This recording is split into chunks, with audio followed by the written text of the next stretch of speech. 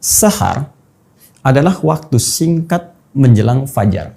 Batas antara lail dan fajar. Tadi saya tuliskan kisaran 15 sampai 30 menit lah. Kurang lebih demikian. Baik. Aktivitas yang dikerjakan di waktu sahar disebut dengan sahur namanya. Ya, aktivitasnya disebut apa? Sahur. Nah. Jelas? Baik, jadi ketika Nabi dalam hadis sahih mengatakan tasahharu fa inna fis sahuri barakah. Silahkan makan di waktu sahar. Demikian cara menerjemahkannya. Ya, makanlah kalian di waktu sahar. Ya, di waktu sahar.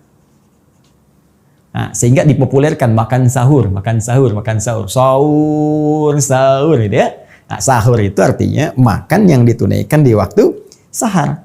Kalau Anda bisa kerjakan makan di waktu sahar ini, maka kata Nabi, fa inna fis sahuri barakah.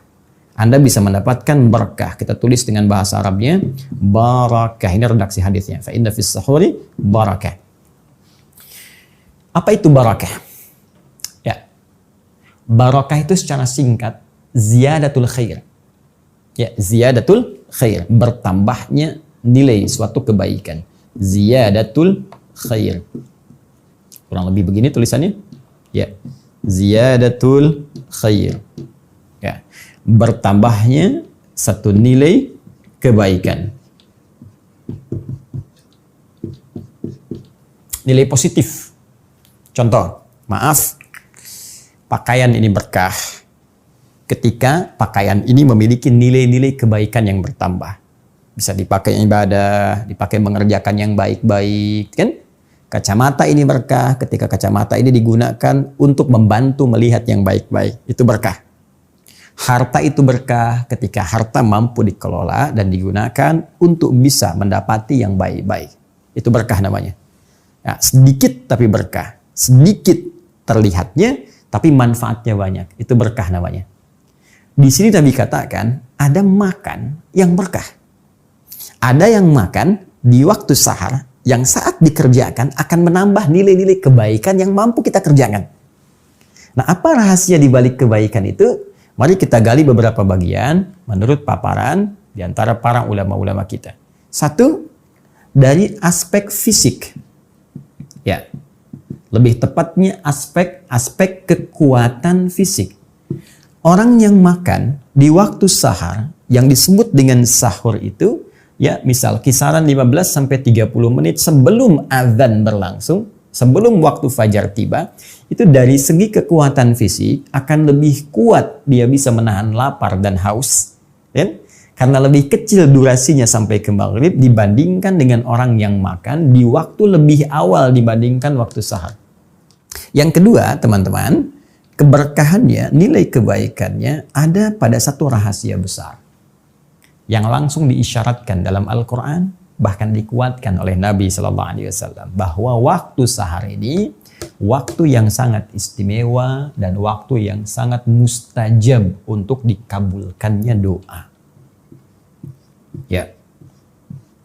Bahkan Allah langsung menyampaikan, ibadi, hambaku, siapa yang meminta kepadaku, aku berikan. Siapa yang bermohon, aku kabulkan. Man istaghfara liya, siapa yang istighfar, minta ampun kepadaku, ghafartulah, aku ampuni semua dosa-dosanya. Maka tidak ada yang paling indah ketika Anda makan misalnya. Ya, Anda makan jam 4, 15 menit cukuplah paling lama. Jangan banyak ngobrol-ngobrol. Waktu sahur bukan untuk diskusi. Oke?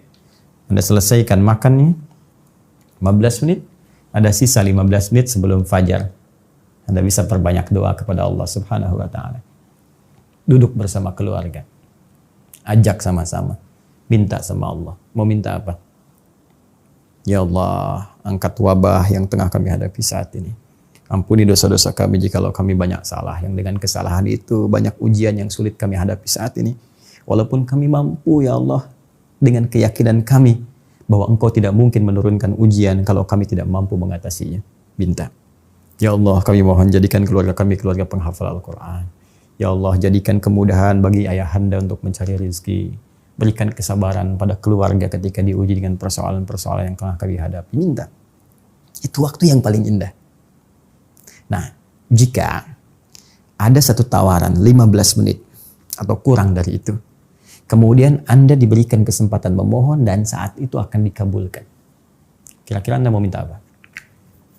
Waktunya hanya 15 menit atau kurang daripada itu. Anda silahkan minta. Apapun yang Anda minta akan dikabulkan. Ini mirip, Anda diberi waktu 15 menit, kasih uang nih. 10 miliar. Mau beli apa aja silahkan. Saya yakin semua akan sibuk ingin mencari ini, mencari itu. Ada yang pengen minta dunia, pengen minta ini, minta akhirat, minta surga. Tapi ada satu yang diajarkan oleh Al-Quran. Jika Anda mampu mengamalkan ini, maka kedahsyatan akan Allah turunkan dengan memberikan semua apa yang Anda butuhkan sekaligus mengampuni dosa-dosa yang pernah Anda kerjakan. Keberkahan itu, kebaikan itu bisa ditemukan rumusnya di Quran surah ke-51 Adz-Dzariyat ayat 18. Di sini langsung Allah sampaikan wabil ashari hum yastaghfirun. Wabil ashari, dan saat tiba waktu-waktu sahar itu. Ashar tadi saya sampaikan jamak dari kata sahar. Kenapa Allah ingin sebutkan ashar? Seakan-akan Allah ingin berikan kesempatan kalau sahar hari ini nggak dapat, besok dapat. Besok nggak dapat, besoknya lagi dapat. Demikian saya bentangkan kata Allah banyak setiap hari sebelum datang fajar kesempatan untuk Anda lakukan dengan amalan yang Anda kerjakan pada saat itu, anugerah bisa diberikan begitu melimpah. Apa diantaranya? Hum yastaghfirun. Kata Allah, mereka banyak istighfar. Istighfar, istighfar, istighfar. Allahu Akbar. Jadi kalau tadi hadis kutsinya mengatakan, mau minta dikabulkan. Ya, mau mohon diberikan. Tapi kalau ada istighfar, langsung diampuni. Kalau ada 3 pilihan ini disampaikan pada kita, kita mau ambil yang mana? Mau minta, ya kan? Diberikan, mohon, dikabulkan, atau kita beristighfar, diampuni. Maka rumus cerdasnya kata para ulama, pilih bagian ketiga, minta istighfar. Karena Al-Quran pun mengarahkan kepada bagian ini.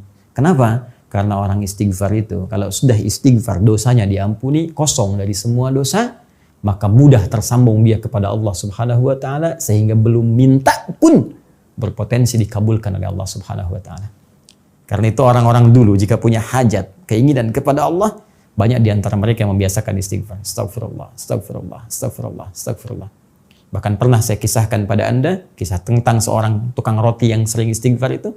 Anda bisa cek kembali dalam ceramah-ceramah yang pernah saya sampaikan. Dengan rajinnya istighfar, dia katakan, tidak pernah ada doa yang saya mohonkan kepada Allah, kecuali selalu dikabulkan oleh Allah Subhanahu wa Ta'ala. Karena itulah, orang ahli istighfar, dosanya cepat diampuni oleh Allah, terjaga dari semua kesalahan dan dosa. Allah menjaganya dengan cara yang baik tentunya. Kemudian yang kedua, ini yang paling menarik, orang rajin istighfar, oleh Allah cepat dikabulkan doa-doanya. Dan yang ketiga, orang rajin istighfar akan disejajarkan oleh Allah dengan orang-orang sabar, orang-orang khusyuk dalam salat, orang-orang rajin infak, dan orang-orang yang jujur dalam kehidupannya, dan mereka ditempatkan dalam surga yang selevel. Itu ditemukan di Quran surah ketiga ayat ke-17. Ya, as-sabirina, dan orang-orang sabar itu. As-sadiqina, orang-orang jujur itu. Ya, kalimatnya perhatikan, as-sabirina, was-sadiqina, wal-qanitina, dan orang-orang yang khusyuk dalam salatnya itu. Wal-munfiqina, dan orang-orang yang rajin infak, dermawan. Masya Allah, orang sabar, orang jujur, orang khusyuk dalam ibadah salatnya, orang dermawan. Yang kelima, wal mustaghfirina bil ashar, dan orang yang rajin istighfar ketika waktu sahar itu tiba. Jika ada tawaran diberikan kepada Anda, bukan sekedar makan, doa dikabulkan, dosa-dosa kemudian diampuni, dijaga oleh Allah. Tapi penjagaan ini bukan maksum. Kalau maksum sifatnya Nabi SAW. Ya, para Nabi maksum, tidak mungkin berbuat salah karena ada penjagaan Allah. Kalau kita diampuni dosa, oleh Allah diarahkan untuk berbuat nilai-nilai kebaikan. Ada penjagaan dari Allah Subhanahu wa Ta'ala, ada malaikat yang ditempatkan oleh Allah untuk mengawasi tindakan kita, membisikkan kalau ada kesalahan-kesalahan mungkin berpotensi kita kerjakan. Dan yang terakhir, dikumpulkan oleh Allah di surga bersama 4 golongan terbaik. Kalau tiap menjelang subuh Allah tawarkan dan belum Anda ambil juga karena sibuk dengan makanan, maka berapa kali sahur lagi mesti Allah tawarkan kepada kita untuk memberikan semua keistimewaan tadi. Sekarang sudah hari yang ke-7, ada peluang besok di yang ke-8, ada peluangnya lagi di yang ke-9, tapi kita tidak mengerti dan tidak mengetahui di hari keberapa kita akan berpulang kepada Allah Subhanahu wa taala. Karena itu, saya memberikan saran bagi saya dan kita semua, kalau ada peluang esok kita bangun, diberikan kesempatan untuk hidup, manfaatkan waktu sehari ini sebagai pemberian dari Allah untuk kebaikan kita dunia dan akhirat. Subhanakallahumma wa bihamdika asyhadu an la ilaha illa anta astaghfiruka wa atubu ilaik wa akhiru da'wana alhamdulillahi rabbil alamin. Assalamualaikum warahmatullahi wabarakatuh.